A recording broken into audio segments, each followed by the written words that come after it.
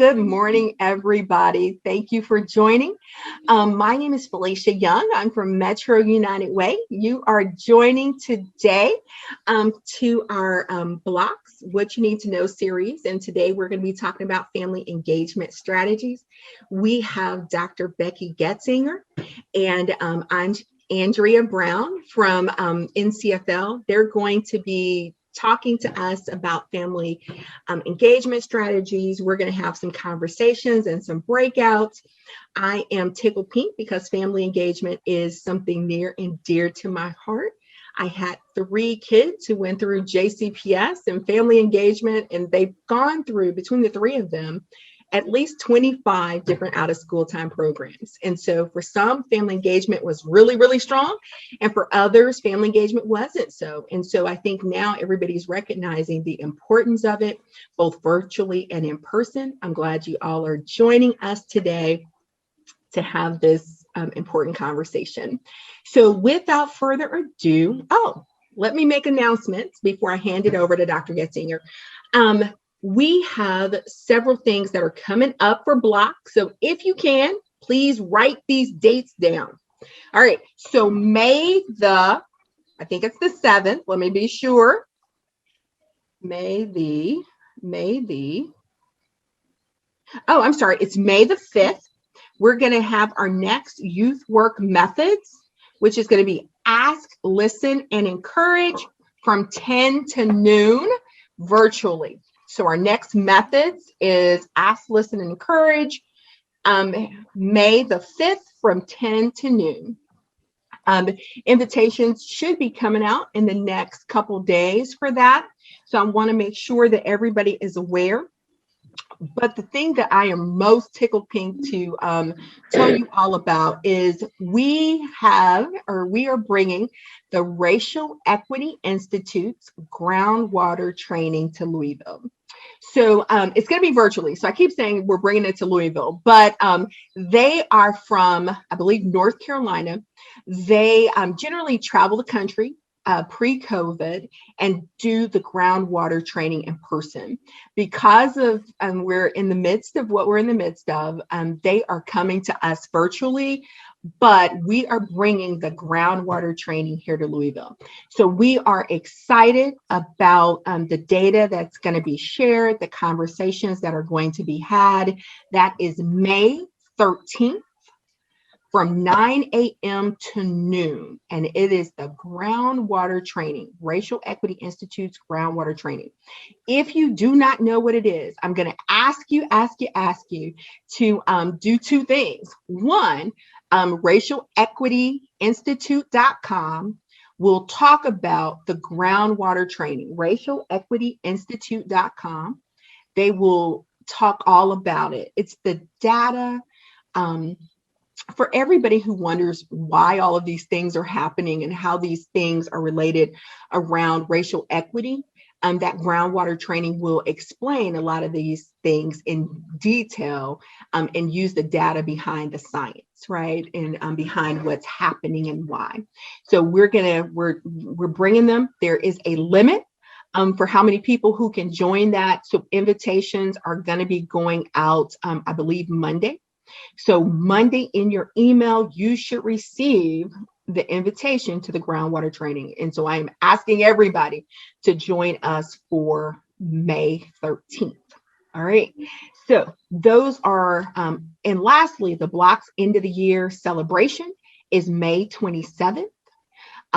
So everybody's going to be getting an invitation to the BLOCS end of the year celebration. It's going to be from 10 a.m. to 12:30. And we are celebrating the end of the BLOCS program year. So we'd love for you to join. So without further ado, are there any questions about any of the announcements that I shared? If at some point in time you have a question, please put it in the chat. Without further ado, I'm going to hand this over to Becky Goetzinger. I'd love for Becky to give you an overview of her background. I cannot tell it as well as she does. And so without further ado, Becky Goetzinger, NCFL.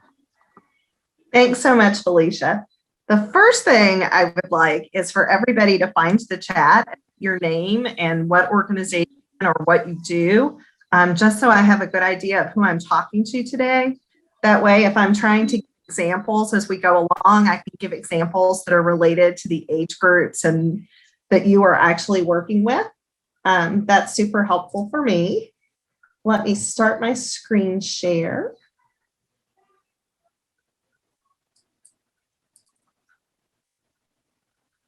All right, and then it helps if I actually put the PowerPoint in view mode. That's helpful. So as Felicia said, my name is Becky Goetzinger. My official title is Reading Specialist at the National Center for Families Learning, which is headquartered here in Louisville.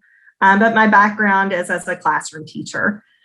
I spent 24 years in schools working as a teacher and a reading interventionist. 12 of those were in elementary school, 5 in middle, 2 in high school, or something. Those don't add up to 24, something around that. This is my 3rd year at NCFL, and I now provide professional development around family engagement as well as literacy. But my very first job was at a summer program. So actually my first 2 jobs were with out of school time providers. And I worked with elementary age students over the summer between my years in high school and college. So I also do have a little bit of background there as well.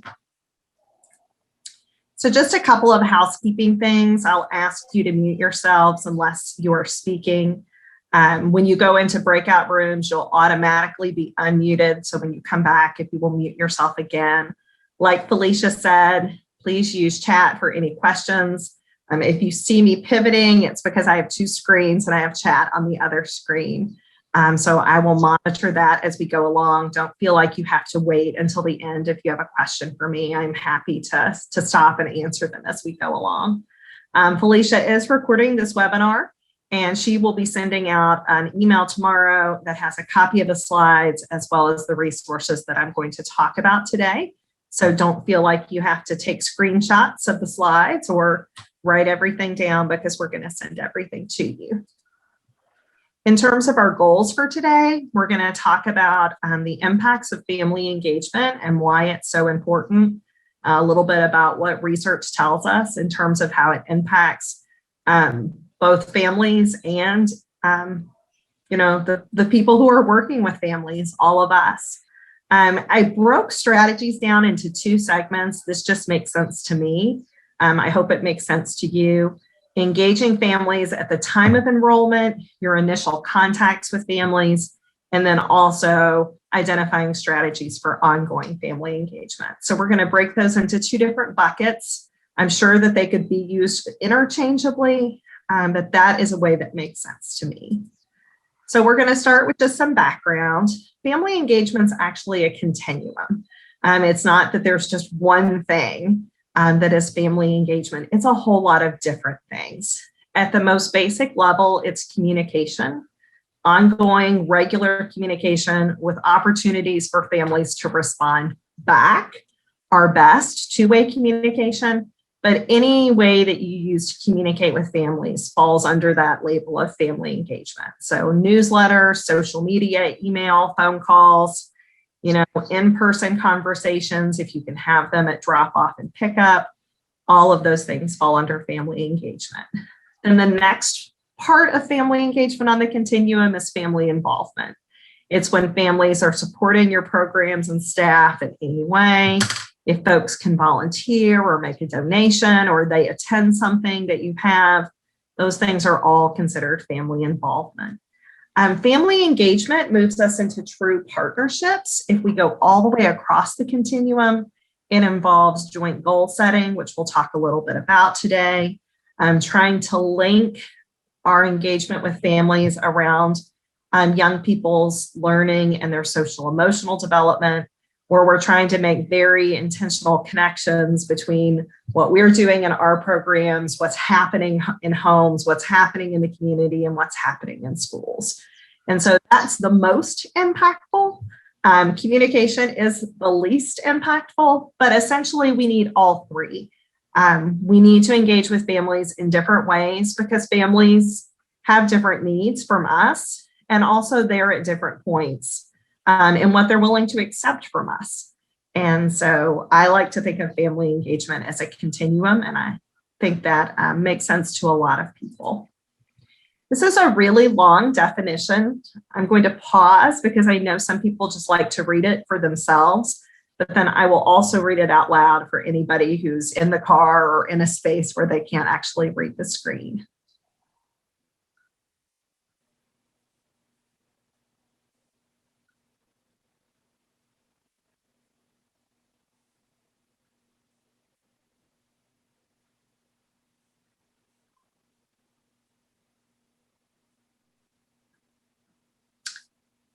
By family engagement, we mean the beliefs, attitudes, and activities of families to support their children's learning, whether at home, at school, or in the community. This definition reflects the fact that families play significant roles in ensuring their children's learning and guiding their children successfully through a complex school system and in advocating for their children and for effective schools. Family engagement has multiple dimensions, including parental aspirations, parenting behaviors, and school relationships. There are lots of definitions of family engagement. I really like this one because it acknowledges the role of community. It's not just home, it's not just school, it's the faith-based organizations, it's the community partners, it's the out-of-school time providers, it's all of the other people who are the village that are so important to our kids. And so this is my preferred definition. I also like that it acknowledges things like parents advocating not only for their children, but for effective schools, for effective programs, that it acknowledged parental aspirations and what parents want for their kids. Family engagement isn't just showing up at a PTA meeting. It's a whole lot of different things. And so I share this definition with you so that you understand the breadth of what I consider family engagement, what NCFL considers family engagement.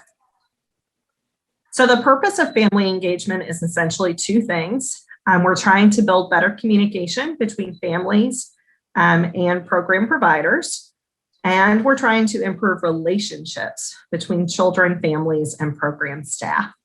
Essentially, good cooperation and good partnership starts with trust. And to build trust, these are the two things we need: communication and relationships. It's also important to know that family engagement is a great retention strategy. There is all kinds of research that tells us when families are highly engaged, children have better attendance, they have fewer conduct problems, families have improved trust in programs. Families' perceptions actually changed about what their role is, that they truly are partners with us. It's not just that they're handing off their children to us, but that we are truly working together. It also creates a greater sense of community. And so those are some of the benefits that we see for children and families. There are also benefits for staff. Family engagement can be a staff retention method, because we know that when families are highly engaged, there's improved morale among program staff. We know that there are changes in staff's perceptions about families. They tend to view families more favorably and see families as being more caring and more involved in their children's lives when families are engaged with their programs. We see better relationships between program staff, and we also see increased cultural competence. So if you want to understand the cultures of the people that you're working with, you have to know something about those people, which means building relationships and getting to know folks. So like I said, I've broken strategies into two different buckets. The first one is new enrollments. And as I was telling Felicia when we got started, a lot of these can be done virtually or in person. And so in the space that we're currently in, and some things are moving back to in person, but it's probably going to be, at least a good 6 months before that we can engage with families face-to-face and be inviting them in once we get vaccinations up a little higher. So I am leaning a little bit toward virtual today, just thinking about your immediate needs. But most of the things we're going to talk about, you can also do virtually. So the point of these initial strategies are to build trust and relationships. The focus when enrolling new participants should always be on getting to know the child and the family. You have to remember that from a family's perspective, when they're handing their children off to us as program providers, in many cases, we are strangers to them. We're not part of their personal circle or their personal network. And so, yes, by virtue of our roles, and our background checks, they should trust us. But that's not always the case. So we really need to work hard to build that trust with families and to be positive and to build relationships from the start. And so one great way to do that, and one fairly easy strategy, is just to do welcome phone calls. Within the first 3 weeks of a child's enrollment into your program, have someone on staff make a call to the family, ask if they have any questions, give them a little anecdotal story about their own child and how their child's doing. Be super positive, even if there have been some struggles with the transition into your program, be super positive, and then get some insight from the adult family member. What is your child saying when they come home? Have they made any friends? Social connections are one of the number one most important thing to parents.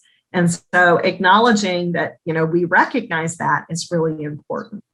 It could be that you choose one person to do this. I have a friend who runs an out-of-school time program. She's the assistant director. And so this is her job. The director doesn't do these. She's the one who makes all of the phone calls. She's in charge of communication. It could be that you've got several different people doing it.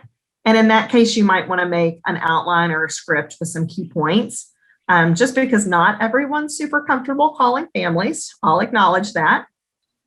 And also, we just make sure we're being consistent and we're telling people the same things. So if you can create, just a bulleted list of the things you're going to talk about or some questions you're going to ask, that can be super helpful. And in my experience, this is something I did as a classroom teacher. Families really respond positively to this, that you took the time to call them and to make them feel welcome. You can also, in this virtual space, consider virtual home visits. It's not the kind of thing we would ever require families to do, but it is the kind of thing we can invite families to do. So thinking about trying to have 2 colleagues on any virtual home visit, I think, is a best practice, just in case anything does happen in the background or anything that you need another person there for. And then just offering families choices. Would you be interested in doing this with our staff? We'd like to get to know you a little better, include the child if you can. It's really nice to see kids in their own setting. And the fact that more families have access to technology and the internet right now during the pandemic makes this a really great opportunity, because it's not always possible to do home visits, but this is a really good space to do it. You can ask open-ended questions. You want to just listen and try and take notes. And I'm going to switch my screen share just a second, because one of the things that we are going to share with you is a virtual, or it can actually be an in-person. It's a home visit protocol. And so it just has some basic information at the top, how are you going to schedule this? And then we're also going to give you some questions. What are some questions you might ask family members? What are some questions that you might ask the child or the student? And then there's a space for you to take notes so that they can be shared with other staff members. So you all will all get that as a pre-printable thing. Because when I tell you to ask open-ended questions, I recognize that having some questions to start with is probably a great idea. Also, doing enrollment surveys can be really powerful and just getting some information. I know you already have families filling out a whole lot of forms with information about basic contact information, and you're asking if children have any health needs. But trying to ask things like, do families have, who is the preferred contact method? A lot of times people will list, a mom and a grandma. But if I need to call you, who is my first point of contact? And asking that question intentionally. Also asking families' preferred communication method. Would they prefer that you sent them a text before you call them? That is something I have learned to do during the pandemic with my colleagues because we're all still working from home. So I typically don't just cold call people anymore. I send out a text message and say, is it okay to call you right now? Just to show families that you're trying to be respectful of their space. We live in a very diverse community, so asking families about their preferred language and making sure that you are aware of any language needs families have. Asking about time of day and day of the week. Is a parent off on Mondays because they work at the Kentucky truck plant and they're working a schedule Tuesday to Friday. And so making sure that you're aware of if there are issues and you need to have more in-depth conversations, when is a good time to reach out to families? And an enrollment survey is a great way to do that. And I say survey, but depending on the population you're serving, it doesn't have to be a paper survey. It could be a Google form. It could be that when you're doing those welcome phone calls, you just ask some of these questions and jot them down on a survey form. So there are lots of different ways you can do it.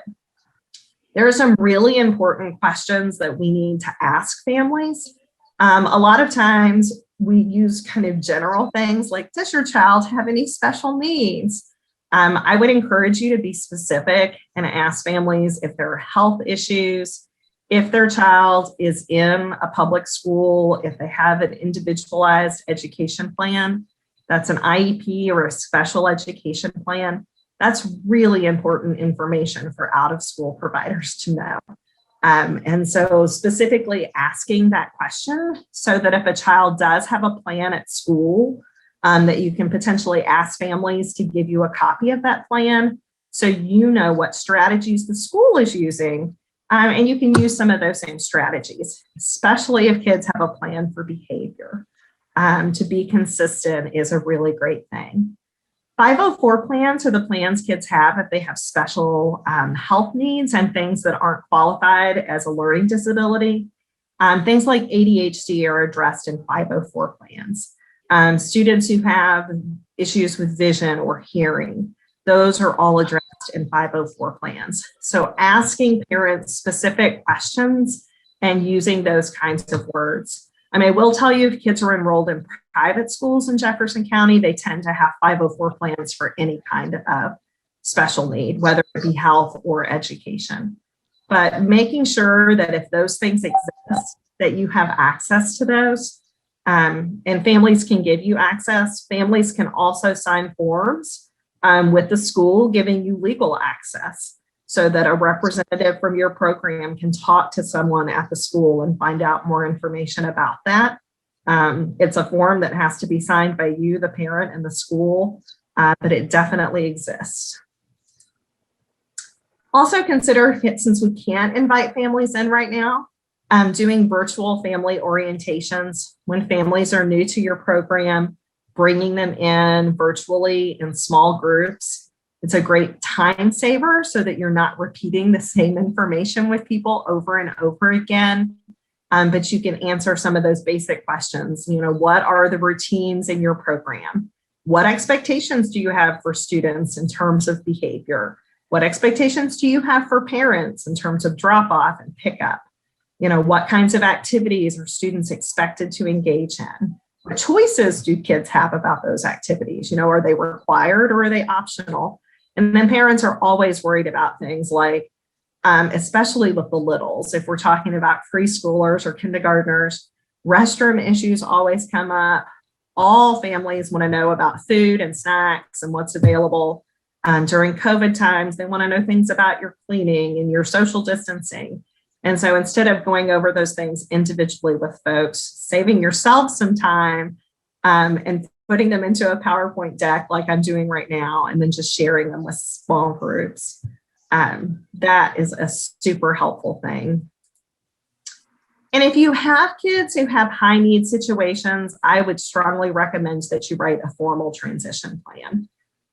When you're bringing new children into a new program, And we know change is difficult for a lot of kids. And if kids really have high needs, being very specific about, what kinds of strategies is the family using, if they were in some kind of program before, what strategies worked, what didn't work, scheduling a meeting before the child starts your program, the day of them starting your program, and then after to find out how it's going. And so identifying the strategies up front and really telling the parents what your program is able to do and what your program is not able to do. Because every program isn't appropriate for a child with really high need situations. It depends on the training of your staff, and it depends on your capacity. And so being very upfront and planning those things out front so parents understand what it is that your program is able to provide to students. I'm continuing to check the chat. There are no questions yet, but I will remind you, if you do have questions, to go ahead and plug them in at any point along the way. All right, and then the second section is the plan for ongoing engagement.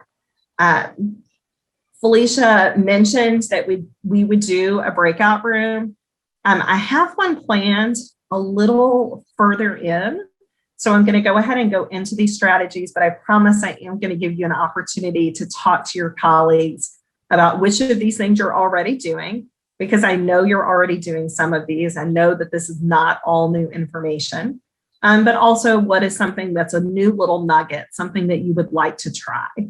And so those are going to be our topics. So if you'll just listen as we keep going, but bear those two things in mind. So when I showed you the continuum for family engagement, one of the things I talked about on that continuum is regular communication. Planning communication ahead of time is really important. Otherwise, we just forget to do it because we're busy. So if we're going to have a newsletter for our program that goes out once a month, we need to schedule it, put it on our calendar that the first Monday of every month, we're sending a newsletter to all of our families. If we are using social media, I often go to social media pages when I'm working with organizations in our community, and there's nothing that's been posted in the last, 2 months.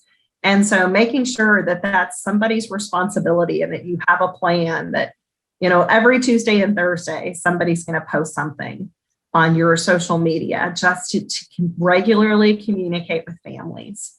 Also make sure that you have opportunities for two-way communication.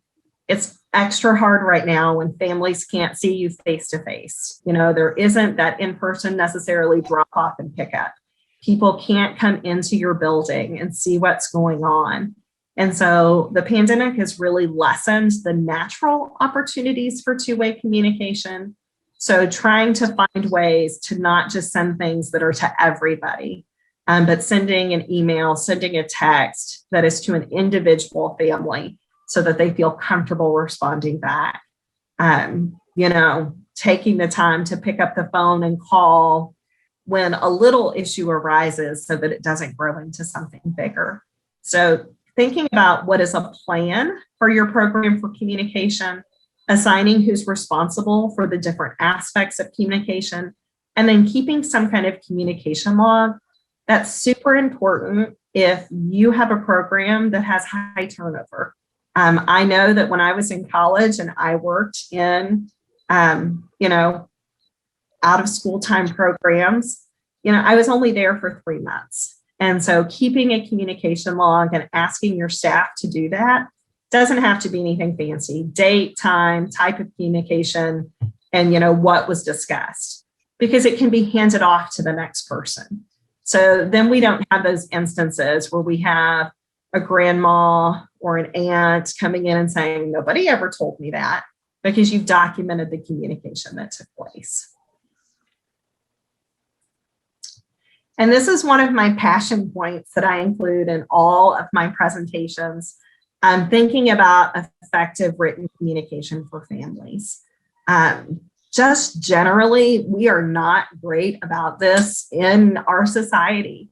We often write things for audiences that people Either they can't read them because they're too difficult, they're in the wrong language, or they turn people off because they're not inclusive. And so you really want to think when you're writing, whether it's, an enrollment form, or it's, the basic information that your program hands out to families. If it's a post on Facebook, whatever you're writing needs to be skimmable. We know people don't spend a lot of time reading in 2021. If we send home a flyer, people take a glance at it and then they decide if they're keeping it, dropping it in their pile, or if it's important enough to get stuck on the front of the refrigerator. So make sure you're using headings and bullets and bold type that make it really easy to read things and to pick up what they're about. Make sure that you're speak repetitive language. There's a tendency in our society to use synonyms and to be fancy in the words that we choose. And really, that's not the best thing if we're trying to communicate a quick and easy message. I'll give you an example that comes from schools. Teachers will use the word quiz, test, and assessment to all mean the same thing. If I'm a parent who has low literacy skills, test is the easiest word for me to figure out. And a whole lot of people probably don't know what an assessment is. And so making sure that we're using the words that are most helpful to people. Also making sure that graphics support the message. I know that at the beginning of my teaching career, I sent home a newsletter every Monday, and I would use seasonal graphics. In October, there were, leaves and jack-o'-lanterns and pumpkins, and nothing in my message had anything to do with jack-o'-lanterns and pumpkins. And so it has taken me a long time to realize that I was not supporting my readers. I was actually confusing them because they look at that and they expect to be reading some kind of message about pumpkins and jack-o'-lanterns, and then it's confusing because it's not there. Also, try and be inclusive. Instead of saying dear parents, always say dear families. We know and we recognize and we honor that in our community, there are lots of grandmothers and uncles and aunties who are raising kids, and that, we need to respect and honor all of them. And so trying to avoid, parents and guardians and talking about families and caregivers is much more inclusive. Again, a note and a shout out to language justice and thinking about dominant languages. We know that over 100 languages are spoken here in our community. And so making sure that you know what the dominant languages are in the population that you work with. And then also considering gender neutral pronouns whenever you don't know the person's preference. So using they, them, and their. And like I said, we do have some resources that we're going to share with you. One of them is NCFL's tip sheet for writing. It just has all of those reminders on it. You are welcome to share it with anyone in your program who is doing writing and sending out messaging to make sure that everybody is on the same page.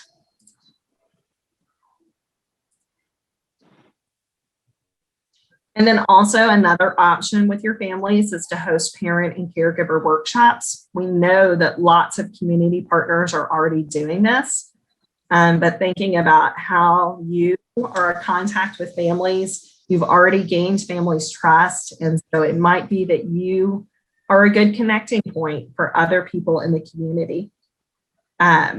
So sharing information about programming, hosting a resource fair to connect your families with other community partners, a question and answer session, whatever works for your space and the population of families that you're working with.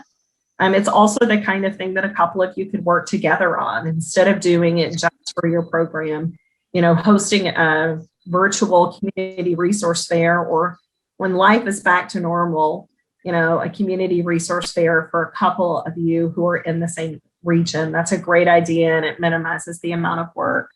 We do have a couple of questions, so I'm going to pause for just a second. Antonio says, what's your opinion on relevance as effective for written communication? Antonio, would you unmute yourself and tell me a little bit more about what you're thinking?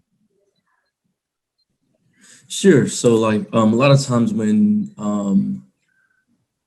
organizations or programs communicate, there may be some information in there that is just not relevant to the rest of the body of what was being communicated. So just staying on the lines of like staying on topic and not putting in things that are kind of like tangent or irrelevant material that is in the email, which tends to like, because once that gets consistent, it tends to get skipped. Yeah, and then the email gets skipped altogether. You make a great point. So yes, we need to stay on topic. We need to, if we're sending out a newsletter that is about a lot of different topics typically, then it makes sense to maybe go off and have little asides. That's different than if we're sending an email message that is about a specific event, or if there is an issue going on that you need families to address, you need them to know that you have a positive COVID case. So yes, and brevity is important. We know, like there is research that tells us that Americans don't read, they skim. And I was sharing with a partner yesterday, not only do we not read, we skim in a Z pattern. And so people look here, they go across the first row, then they kind of go down diagonally, and then they read the last line. And based on what they see in that Z, they decide whether or not they're actually going to read whatever you are communicating with them. So if, especially in that Z, you have irrelevant information that is not about the most important point you're trying to make, people aren't going to read it. And so I have to stop myself all the time because I send emails and I'm like, I hope you're doing well today and blah, blah, blah, blah, blah. And I'm like, people don't care, Becky. Like they don't care. Get to the point, make it less than a paragraph, put in bullets, as brief as you can possibly make something. Yes, Rhonda said summary works better than long-winded for today's non-readers. Absolutely. And you always give people the caveat, if you have questions, you can answer them. So giving people the bare minimum information, the who, what, where, when, and sticking to what is most relevant is absolutely essential. Thank you for the question and for the comment. So hosting family events, Felicia was talking when we were logging on about how she's still not ready to go out to the salon. And I was in my head nodding, thinking that, yes, it's been over a year since I've been in a nail salon and I'm still not ready to go. And that's true for a lot of our families, either because they have family members who have a compromised immune system, or we have family members who, really value kids being able to see their grandparents. And so they're still just not ready to go out into in-person events. And so thinking about, what kinds of things can you hold for families that would be virtual, that allow families to interact and build relationships. We know that people's social emotional health is suffering because they're isolated. So is it possible for your program, a couple of programs to work together to host some kind of game night or science demonstration or a talent show, especially during the summer? A lot of schools are doing things like this right now.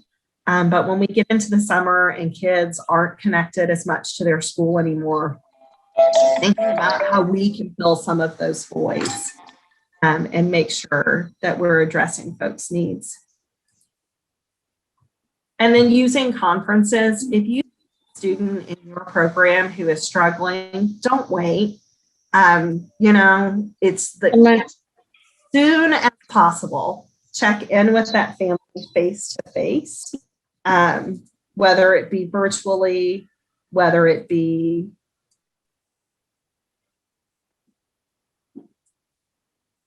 sorry, I got distracted for a second. Whether it be virtually, whether it be a phone conference, because when you're trying to write notes or to send emails, you can't tell people's tone. And so sometimes people misread things. And so I just can't emphasize enough. I know as a classroom teacher, I always hated it. I always hated picking up the phone and calling families when there was an issue. I always hated trying to schedule. It's just not comfortable. because we feel like people are going to blame us for whatever the struggle is. But it's just critical that we are all on the same page. And so to minimize further difficulties down the road, I encourage you to use conferences whenever kids start to struggle, whenever families start to struggle. If kids stop showing up to your program, because we know that there are a lot of kids in our community who have just stopped showing up for things during the pandemic. Be super flexible with your times. Yes, we all have set work days and set hours that we're supposed to work. Those don't always work with families. And so make sure that we're being flexible with our time so that we can meet families' needs. One time I made the mistake of actually scheduling a conference, a parent-teacher conference at 5:45 in the morning to accommodate a parent schedule. And I have to say that I was not at my best. I was trying to be flexible. So, take that one with a grain of salt. Trying to meet somebody at 5:45 a.m. for a conference may not be the best choice. That one probably should have been done by phone. But be flexible with your times within reason. If a family really does have language needs, provide an interpreter if you can. There are lots of organizations in Louisville. Catholic Charities come to mind, who can, in a pinch, provide an interpreter if you request it and if you need it. Whenever you have a conference with families, it can't be a laundry list. Typically, we wait until there are a lot of issues, a child's being defiant, or they're hitting other kids, or, they're using inappropriate language. And so we wait until we have this whole laundry list, and then we pile on. And we have to think about, as parents, like, how does that make us feel? As caregivers, how does that make them feel? And so making sure that when we're scheduling something, we just have 2 or 3 things we want to talk about. And it's that we want to talk about them. We don't want to just talk to people. We want to have a conversation about, what are you seeing at home? Are they seeing issues at school? What's happening? Is there something, that we need to know about? And so encourage families to ask questions and plan next steps together. Because it is a difficult time for all of us right now, and our kids are struggling, and making sure that we're communicating with families around those struggles. And then engage in goal setting. If you do have kids who aren't showing up, set goals with families for attendance. If you really feel like it's in the child's best interest that they're spending part of their day with you, talk to families about that. If a child is having some behavior issues, set some goals and make sure that those goals are reasonable, that you're taking baby steps. If we're not showing up and we're trying to set an attendance goal with a family, going from, 3 days a month to 100% attendance, probably not going to happen. That's not a realistic goal for a family. If a child is having some serious behavior issues and is, really acting out, you can't go from that to perfect behavior overnight. So think about gradual steps, and think about how you're going to reward and acknowledge success. Families need to know that they're doing a great job just as much as kids need to know that they're doing a great job.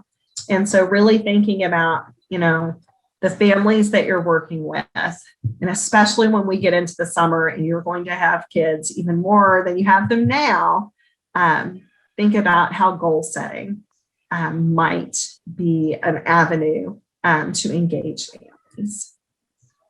And then ask for feedback.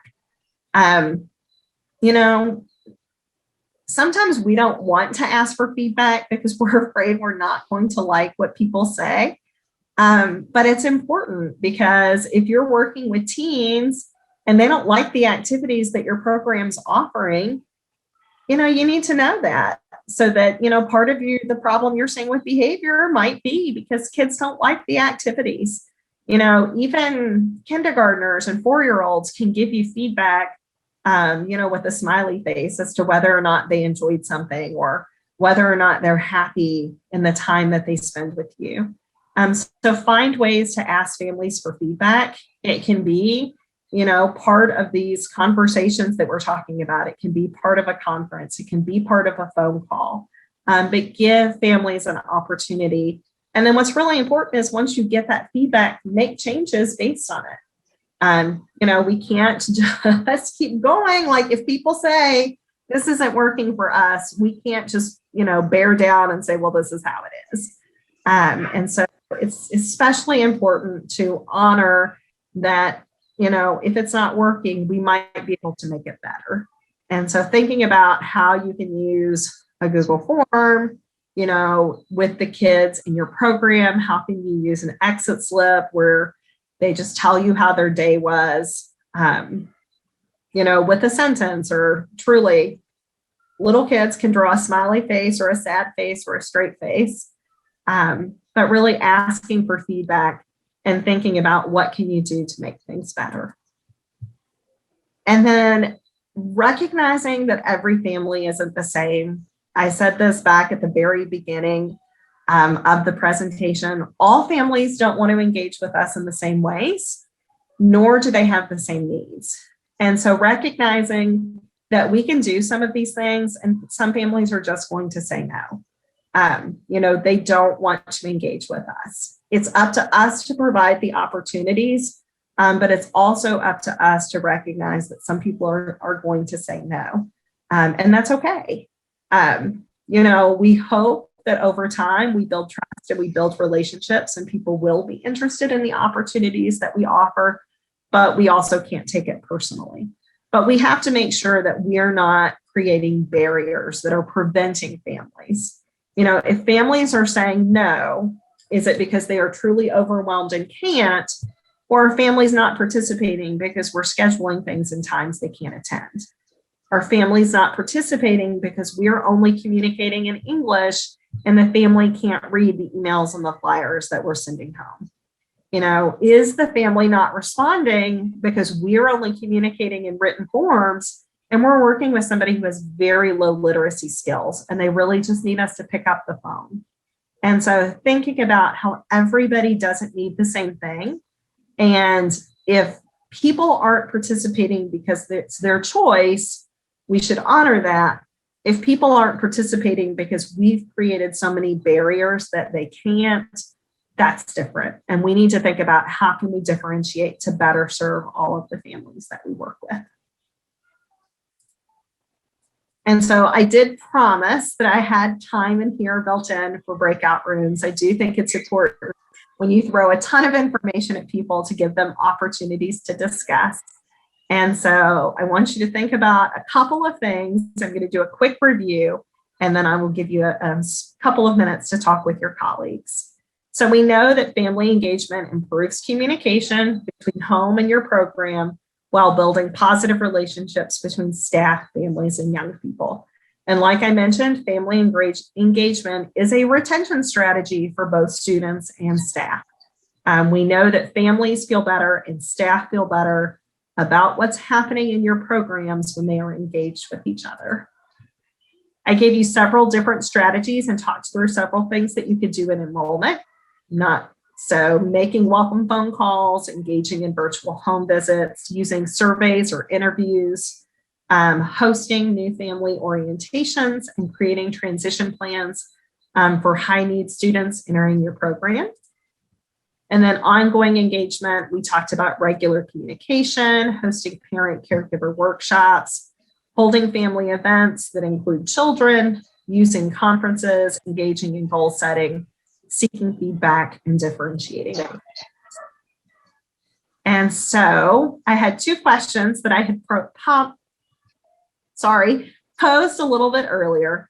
What strategies is your program currently using to engage families? You might be doing some things that I didn't even mention today. And then of all of these new things that I've talked about today, which new strategies would you like to try and implement? I gave you lots of different things because I know you're already doing some of them. So if you could just pick one or two new things that you would like to try. And so I am going to put folks into breakout rooms. See, let me stop my screen share. And we're going to do. All right.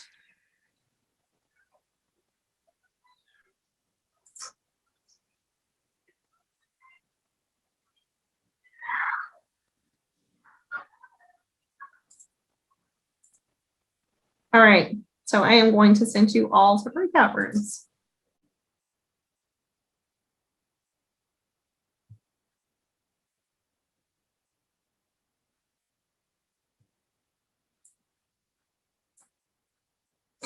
I wasn't sure how you had your account set up. I had this like, oh, are they going to go automatically, or do I need to tell them to look for the little logo that says move to breakout room? So in my limited experience in trying to engage parents and families, you know, I hear your story about waking up at 5:45 and having a meeting to accommodate folks' schedules. And I'm always trying to be conscious of, you know, childcare issues and different work schedules, especially for lower income folks who might work multiple jobs at various hours. And I'm wondering if you have any specific kind of guidance or best practice for how to, make those accommodations, whether that is, providing childcare during your parent engagement session or trying to make things more accessible for folks. So yes, so number one, my first thing always is ask families. Like, I can tell you what NCFL recommends and what we have found works, and I can give you some examples from some of our own work as to what we do. But your number one best source for information is to ask families. So, ask before you go to the expense of setting up childcare. Ask families, if we provide childcare, are you more likely to come? When we are doing in-person sessions, NCFL typically provides translation services, childcare for younger siblings, as well as food. And so those things are all very costly. We know that. But those are typically the three things that we have found pull families in. The fact is that if you take some things off of caregivers and adult family members' plates, like getting dinner on the table, like figuring out transportation, that your results will be better. I also acknowledge that those things are very expensive. And so it is one of the reasons that in some of our programming, we have actually seen more people participating in virtual spaces because they don't have to worry about transportation and childcare.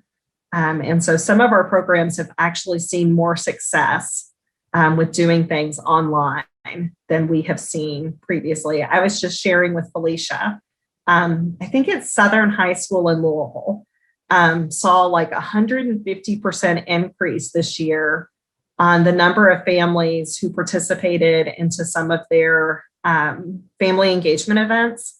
And they really feel like it's because they hosted those things virtually instead of in person. So I hope that answered your question. I was telling Felicia, NCFL has a family event guide. It's posted on our website. It's free. Anybody can access it. And we're currently working on a virtual family event guide. And so in there are some suggestions and tips that if you want to hold actual events, how to do that. There are some samples depending on your space and your population of students. There are some examples of some kinds of events you can host as well. Anyone have any other questions? I don't have another question, but another suggestion. Sure. Here I go again. I know, sorry. But whoever's not aware of Project Tech Drive and what we do through NAMI Louisville, I also want to put that out there while I'm suggesting the technology and keep using it.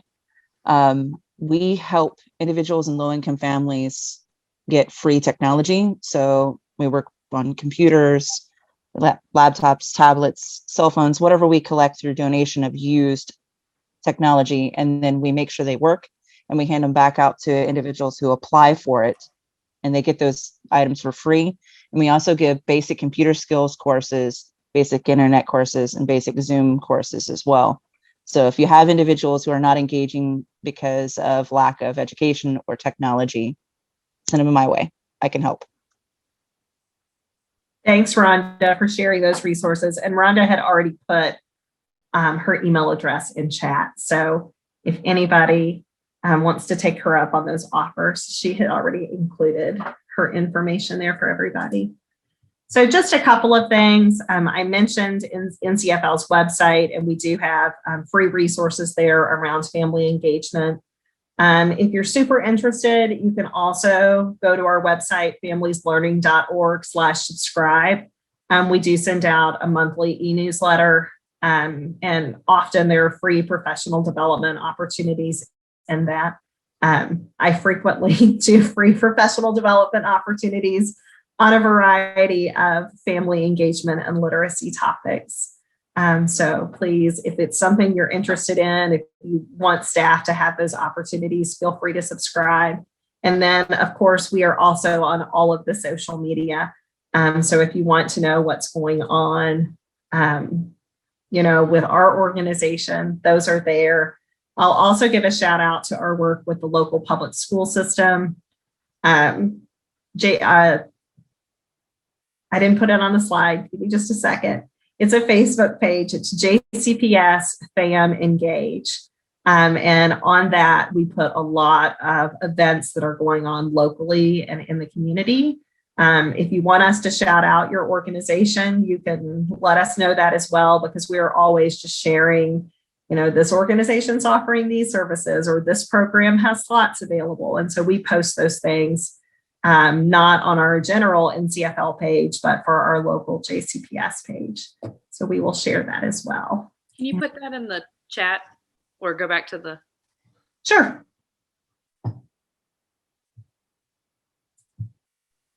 I just put it in the chat for you. Sorry. It's actually not in Crystal's name. It's just JCPS Fam Engage. Has the Twitter page changed from her name? No, Twitter is in her name, but the Facebook page is the one that NCFL is connected to. So actually, we're in the process of changing the Twitter page. So I would just stick with that one. That's why I put both, because I know she's working in both. Yeah, the Twitter hasn't been as active, so we're working on the Twitter stuff now, and it should change to match everything else.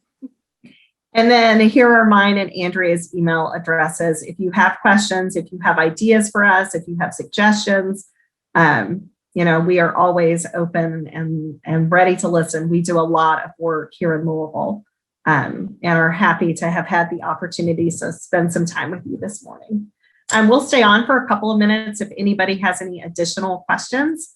If not, I will give you 8 minutes back in your day, because I know how valuable time is. And so maybe that's an opportunity to get an extra cup of coffee before your next meeting, or maybe it's an opportunity to do some prep work or to interact with folks in your program. So thank you so much for joining us. Thank you, Felicia, for giving NCFL this opportunity today.